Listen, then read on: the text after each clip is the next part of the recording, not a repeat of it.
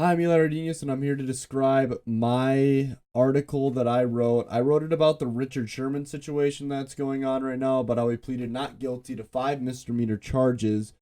I made it 4 paragraphs. One of the paragraphs isn't really a paragraph, it's just the apology. It's kind of something they'd stick in the middle of the article. It's in the APA style. And I started it off by hitting them with this point right here. Now, the free agent Richard Sherman has pleaded not guilty because I think hearing the charges and hearing that he pleaded not guilty is what'll make the readers be like, holy crap, what did he do?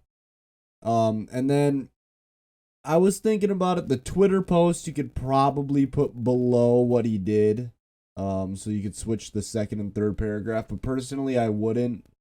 The deeply remorseful, I think it's a hook on top of adding to the body a little bit. So I feel like it's got a mix of both in there. So I really wouldn't flip those, but you definitely could if you wanted to.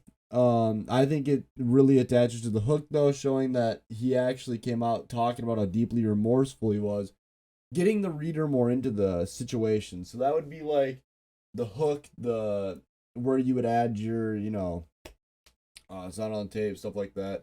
That would be that area. And then it moved down to the body, where it all stems to, explaining the situation, what he did. And then after most people know what he did, I feel like they would drop out at that point. So that's why I put down on the bottom the good stuff, because nobody wants to read the good stuff, sadly. That's the sad thing about this world, but nobody really does. So I just explained how the police report stated he was nice and cooperative after he was taken down, how he made jokes about the dog bite, the trooper, he went to the hospital. He's not allowed to have a weapon. So I kind of added all like the stuff, the after the fact, or like all the cool stuff that happened here in the top and middle. But I think I targeted really just the triangle going down of the hook, which is these 2 paragraphs. I feel like it's more this one, but this one adds to it. And this one kind of transfers into the body. And I think I targeted the body pretty well, explaining how the father-in-law grabbed the gun and pepper spray. Like, people are like, holy crap, he really did a bunch of crazy stuff, Then kind of how he acted afterwards to give him the way of pleading not guilty. But I feel like this is kind of after stuff, so nobody really wants to read about it. So I threw that down there. So I think I fit the pyramid pretty well of the hook, a little bit into the hook, like I said, for 8 times, But let's go into the broadcast writing style, where I was a lot less formal. Obviously, you're not supposed to be formal. I'm fixing grammar in the presentation, sorry. But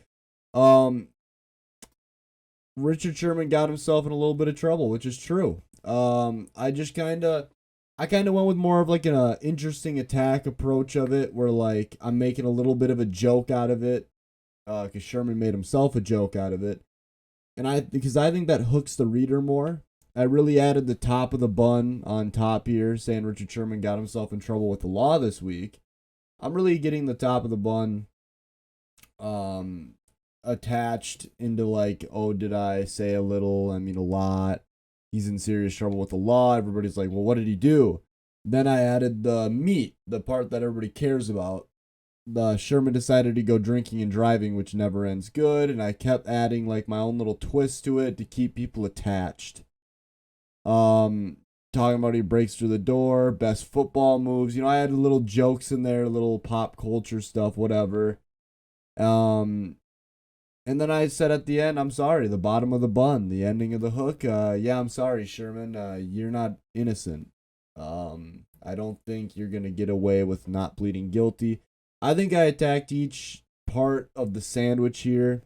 It's only a 40-second video, so you can't add too much. You got to add the most stuff you can that's important to your listener, and I think I attacked that and approached that very well in this statement.